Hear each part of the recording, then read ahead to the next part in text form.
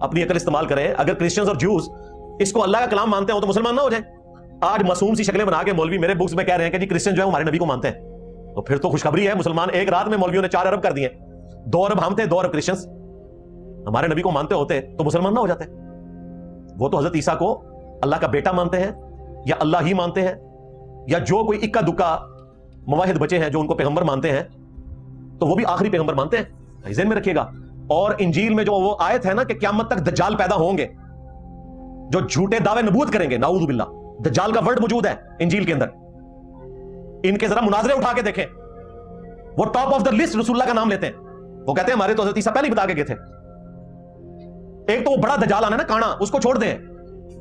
وہ کہتے ہیں حضرت عیسیٰ نے کہا تھا میرے بعد کئی ایک جھوٹے دعوے نبوت کرنے والے پیدا ہوں گے. اب یہ الگ بات ہے کہ عیسیٰ ابن مریم کو بھی یہ نبی نہیں مانتے, انہیں خدا کا بیٹا یا خدا کہتے ہیں, اور دوسری طرف ہمارے پیغمبر کے بارے میں یہ بکواس کرتے ہیں. اور آج جو ہے وہ یہود و نصارہ سے محبت کی پینگے انجینئر کے بکس میں. چلے اتحاد امت, دونوں امتوں کا اتحاد کروا دیا, یعنی امت دعوت کا بھی امت اجابت کا بھی. پہلے تو صرف امت اجابت کا اتفاق ہوا تھا نا, بریلوی دیوبندی اہل حدیث شیعہ میرے خلاف کٹے ہوئے تھے. اب تو جیوز اور کرسچنز کو بھی اپنے ساتھ ملا رہے ہیں کہ انجینئر جو ہے فتنہ کھڑا کر رہا ہے. جی ڈاکٹر اسرار صاحب ہمارے استاد رحمہ اللہ نے بیان القرآن میں وہ ساری گالیاں نکالی ہیں باقاعدہ, لیکن انہوں نے ان کی منجی نہیں ٹھوکی تھی, ورنہ ڈاکٹر اسرار کو انہوں نے ٹانگ دینا تھا کہ یہ کیا کر رہے ہیں. جو یہودی کہتے ہیں نا وہ انہوں نے یہودیوں کے ریفرنس سے خود نہیں نکالی ہیں, نا سمجھیے گا, لیکن مولویوں کے حساب سے انہوں نے نکالی ہیں, کیونکہ یہ جب کافروں کے ریفرنس سے بھی آپ کو بات کریں تو کہتے ہیں انہیں کٹیاں نے. تو ڈاکٹر اسرار نے کہا کہ جی یہودی کہتے ہیں, اور وہ جس انداز میں انہوں نے کہا توبہ توبہ, یہ سن بھی نہیں سکتے. جادوگر, پاگل, ولد الحرام, ولد الزنا, دجال, پتہ نہیں کیا کیا لفظ بولے. میں ویڈیو لاواں گا انہوں دسنے واسطے کہ ڈاکٹر اسرار نے تہاڈی منڈی نہیں ٹھوکی. آج سارے ڈاکٹر کہ امام ابو حنیفہ کی کرامت تھی کہ وضو کے پانی سے ان کو گناہ دھلتے ہوئے نظر آتے تھے. اس پہ وہ مشہور زمانہ فتنہ نے باقاعدہ قہقے لگا کے ہنسائے. وہ اتنے بڑے عالم جن کی حرمین کے ائمہ ان کا احترام کرتے ہیں, ان کے استقبال میں کھڑے ہو جاتے ہیں. ابھی کچھ وقت پہلے انہیں درس دیا حضرت مفتی تقی عثمانی صاحب نے, جس میں مسجد نبوی کے امام بھی اس درس میں شریک اور مسجد حرام کے امام بھی, اور عرب کے بڑے بڑے علماء. 5 سال حضرت مفتی تقی عثمانی صاحب مکہ اور جدہ کی جو کمیٹی ہے نا, جس میں کئی ممالک کے علماء ہیں, ان کے سربراہ تھے. اور سعودیہ کے جو مکہ کے رئیس تھے وہ حضرت مفتی تقی صاحب کے نائب تھے. عرب کسی کو اپنا امیر اتنے آرام سے تسلیم نہیں کرتے. عرب میں عصبیت بہت ہے, لسانیت بہت ہے. حضرت مفتی تقی عثمانی صاحب نے اپنے تقوی اور علم کا لوہا منوایا ہے, مانا ہے انہوں نے کہ بھائی یہ اس معاملے میں امیر ہے. اس کا ایک انجینئر مذاق اڑا رہا ہے اتنے بڑے عالم کا, اور ہنس رہا ہے تکبرانہ ہنسی کے ساتھ. تمہاری اوقات کیا, تم ان کے ٹخنے کے برابر نہیں ہو. اور نیچے میں نے لوگوں کے کمنٹس دیکھے, سب اس کو اپریشیٹ کر رہے ہیں کہ لگے رہو ان مولویوں کو لگام دے کے رکھو. تو بھائی آپ جاہل ہو. یہ کرامتاً ممکن ہے کہ کسی کو گناہ دھلتے ہوئے نظر آ جائے, کرامت ہے. کرامت کی نسبت کس کی طرف ہوتی ہے؟ اللہ کی طرف. تو بہت سارے علماء سے ایسی کرامتیں منقول ہیں. تبھی میں کہتا ہوں سامنے ایک دفعہ بٹھا دو, ایک دفعہ بٹھا دو. میں امام بخاری کی کرامتیں نکال کے دکھاؤں گا. فضائل اعمال کے جن واقعات پر تم ہنستے ہو نا, لوگوں کا مذاق اڑاتے ہو فضائل اعمال کا, میں بتاؤں گا انشاءاللہ فضائل اعمال کی یہ کرامتیں کن کتابوں میں ہیں. صحیح ہے نا؟ ان کتابوں کے مؤلفین کا مذاق اڑاؤ تم, ان میں بہت سے محدثین ہیں. تم نے ان کا مذاق اڑانا شروع کر دیا تو تمہیں بخاری مسلم سے بھی ہاتھ دھونے پڑ جائیں گے. تمہیں پتہ ہی نہیں کمبخت, تمہیں کرامت کا مطلب ہی نہیں پتا کرامت کیا ہوتی ہے. کرامتوں کا وجود تو قرآن سے بھی ثابت. دیکھو یہودی اسی وجہ سے حضرت مریم کو زانی کہتے ہیں کہ بغیر شوہر کے اولاد نہیں ہو سکتی. وہ بھی اسی طرح ٹھٹا کر کے ہنسا کرتے تھے, یہ کیسے ممکن ہے بھائی بغیر شوہر کے عورت کے اولاد ہوگا ہی نہیں, نہیں یہ زانیہ ہے معاذ اللہ. اللہ نے دلائل معجزے قائم کر دیے. یہودی آج تک حضرت مریم کو کیا کہہ رہے ہیں؟ بولو بھائی.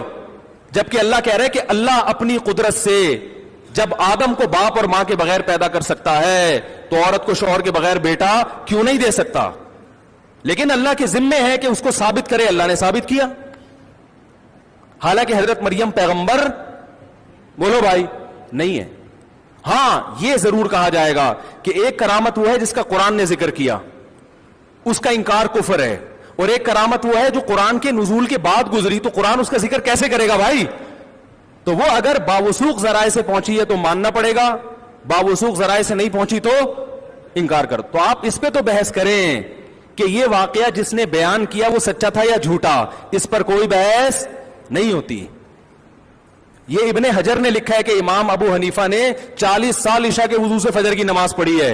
ابن حجر کا یہ شخص کبھی مذاق نہیں اڑائے گا, کیونکہ علامہ ابن حجر شافعی کا مذاق اڑایا تو آپ کو علم حدیث سے ہاتھ دھونا پڑ جائے گا.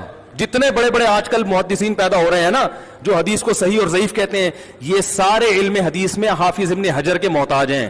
علامہ البانی کی جتنی تحقیقات ہیں ساری حافظ ابن حجر سے لی ہوئی ہیں. انہوں نے بہت کچھ ابن حجر کی تقلید میں کیا ہے. انہوں نے, وہ شافعی بھی تھے, ساری دنیا کو پتہ ہے شافعی مسلک کو فالو کرتے تھے. وہ انہوں نے بھی ایسی کرامتیں ذکر کی ہیں. ان کا کبھی مذاق, جہاں کسی عالم دیوبند کا یا بریلوی عالم کا نام آ جائے گا ان کو مذاق اڑانے کا موقع. تو پتہ چل رہا ہے کہ آپ دکانیں چلا رہے ہیں, آپ لوگوں کو صحیح گائیڈ نہیں کر رہے. یہ بزرگوں کی کرامتیں ہر دور میں ہوئی, اس دور میں تو زیادہ ہوتی تھی. تو نبی نے فرمایا کہ جب ہم وضو کرتے ہیں تو وضو کے پانی سے گناہ دھلتے ہیں, تو اللہ اپنے کسی نیک بندے کو یہ گناہ دکھا دے تو اس میں کیا رہ جائے بھائی. حضرت موسیٰ کی ماں پیغمبر تھی, لیکن ان کو وحی ہو رہی ہے. اوحینا الی ام موسیٰ ان ارضعیہ, اللہ کہہ رہے ہم نے موسیٰ کی ماں کو بتایا, وہ الہام کیا کہ اس کو دودھ پلا. فَإِذَا خِفْتِ عَلَيْهِ, جب خوف پیدا ہونا کہ فرعونی قتل کر دیں گے, فَأَلْقِيهِ فِي الْيَمِّ, دریا کی موجوں کے حوالے کر دینا. وَلَا تَخَافِي وَلَا تَحْزَنِي, ڈرنا نہیں غم نہ کرنا. یہ الہام پیغمبر کو ہو رہا ہے, غیر پیغمبر کو. عورت تو پیغمبر بن ہی نہیں سکتی. اور ایسا پکا الہام تھا کہ قرآن کہہ رہا ہے اِنَّا رَادُّوهُ إِلَيْكَ, اے موسیٰ کی ماں غم نہ کرنا, ہم اسے تیری گود میں پہنچا کے چھوڑیں گے اور اسے پیغمبر بنا کے چھوڑیں گے. اور پھر حرمنا علیہ المراضع, فرعون کے محل میں دودھ حرام ہو گیا اس کے اوپر. وہ بچے کو واپس گھما کے لے کر آئی, ماں کی چھاتیوں سے منہ لگایا, دودھ پینا شروع کر دیا. اللہ فرماتے ہیں ہم نے یہ اس لیے کیا تاکہ موسیٰ کی ماں کو یقین ہو جائے ان وعد اللہ حق, کہ اللہ کا وعدہ سچا ہے. پتہ چلا الہام اتنا طاقتور تھا کہ ان کو یقین ہو گیا کہ یہ کس کی طرف سے ہے, من جانب اللہ. تو قرآن سے پتہ چلتا ہے کہ غیر نبی کو ایسا الہام ہو سکتا ہے جس میں اس کو یقین ہو جائے کہ یہ کس کی طرف سے ہے, اللہ کی طرف سے. اگر آپ کہتے ہو کہ یہ الہام کا سلسلہ ختم ہو گیا, اس پہ قرآن و حدیث سے کوئی دلیل پیش کرو. آپ ممکن ہے آپ ایک حدیث پیش کر دو لوگوں کو بیوقوف بنانے کے لیے کہ نبی صلی اللہ علیہ وسلم نے فرمایا میری امت میں اگر کسی پہ الہام ہوتا, محدثون ہوتے, تو وہ عمر ہوتے. کیا خیال ہے, وہ کون ہوتے؟ عمر. تو اس الہام سے وہ الہام مراد ہے جس سے کوئی شرعی مسئلہ ثابت ہو رہا ہو. شرعی مسائل اب الہام سے ثابت, بولو بھائی, نہیں ہو سکتی. پوری امت کا اجماعی مسئلہ ہے کہ آج بھی الہام ہو سکتا ہے. آپ خود بار بار کہتے ہیں کہ اجماع یہ حجت قطعیہ ہے. کوئی ایک عالم ایسا نہیں گزرا جس نے اس 1400 سال میں جس نے یہ کہا کہ اب الہام کا دروازہ بند ہو گیا. ہاں, دو چیزیں الہام میں کہ اس سے شرعی مسئلہ ثابت نہیں ہوگا. شرعی مسئلے کے لیے قرآن و سنت دیکھنا پڑے گا.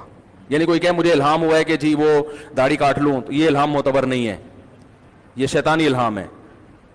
نمبر 2, الہام جس پر ہو رہا ہے اس کو اگر اللہ کی طرف سے ایسے قرائن مل گئے کہ اس کو یقین ہو گیا کہ اللہ کی طرف سے, تو اس کے حق میں حجت ہے. دوسرے کے حق میں حجت, کیونکہ ہمیں کیا پتا سچ بول رہا ہے کہ جھوٹ بول رہا ہے.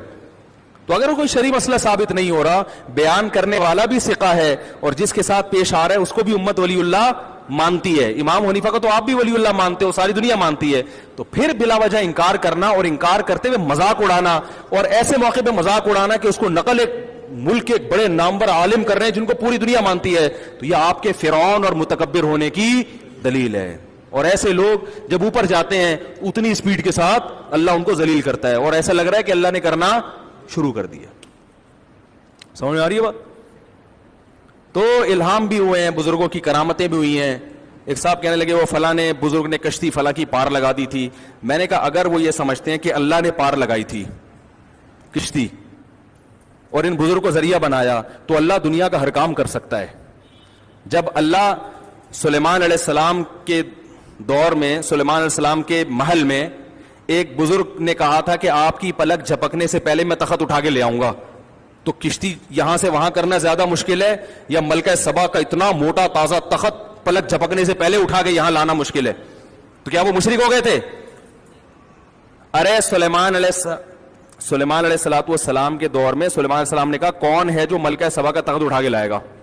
ایک جن نے بولا کہ میں لے آؤں گا. آپ کی مجلس برخاست ہونے سے پہلے ایک بزرگ بیٹھے ہوئے تھے, انہوں نے کہا کہ میں پلک جھپکنے سے پہلے لے آؤں گا, اور یہ کہا اور تخت حاضر. تو یہ شرک ہو گیا. اگر یہ شرک ہے تو قرآن شرک کو کیا کر رہا ہے؟ پروموٹ کر رہا ہے. تو بھائی ہم یہی کہتے ہیں کہ وہ بزرگ نے یہ کام کس نے کیا؟ اللہ نے. ہاتھ کس کا استعمال ہوا؟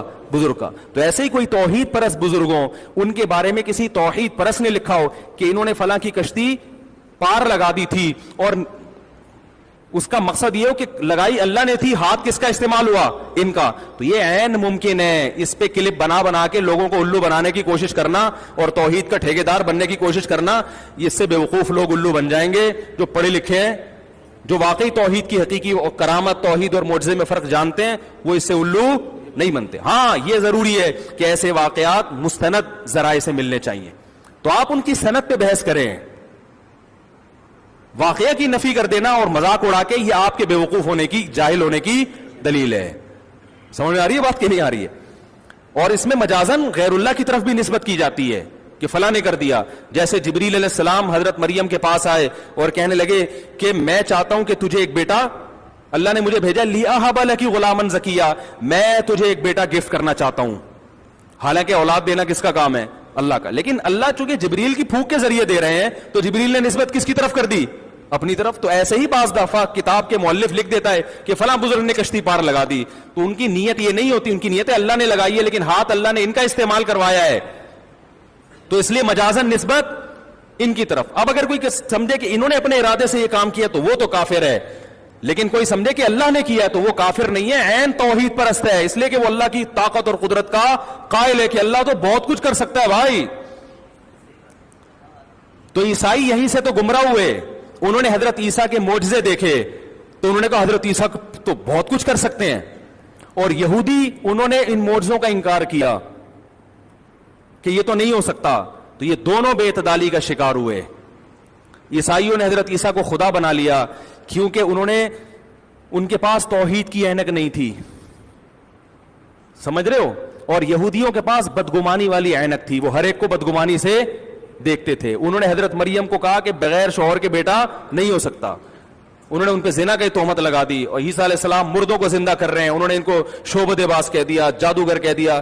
یہ دونوں غلو کا شکار تھے. اسی طرح کا غلو آج بھی امت میں موجود ہے. دو انتہائیں ہیں, ایک کرامتوں کا بالکل منکر, اور دوسرا ایسا کرامتوں کا قائل کہ ان کے ہاں جب تک کرامت نہ ہو تو بزرگی مانی نہیں جاتی, اور ہر قصہ, ہر من گھڑت روایت اٹھا کے وہ بھی بطور کرامت کے پیش کر دی جاتی ہے.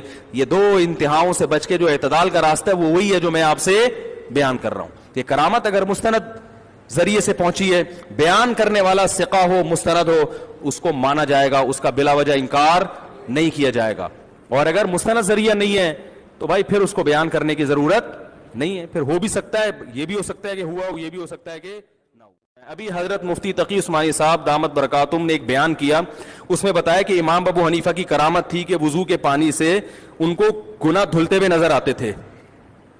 اس پہ وہ مشہور زمانہ فتنہ نے باقاعدہ قہقے لگا کے ہنسائے. وہ اتنے بڑے عالم جن کی حرمین کے ائمہ ان کا احترام کرتے ہیں, ان کے استقبال میں کھڑے ہو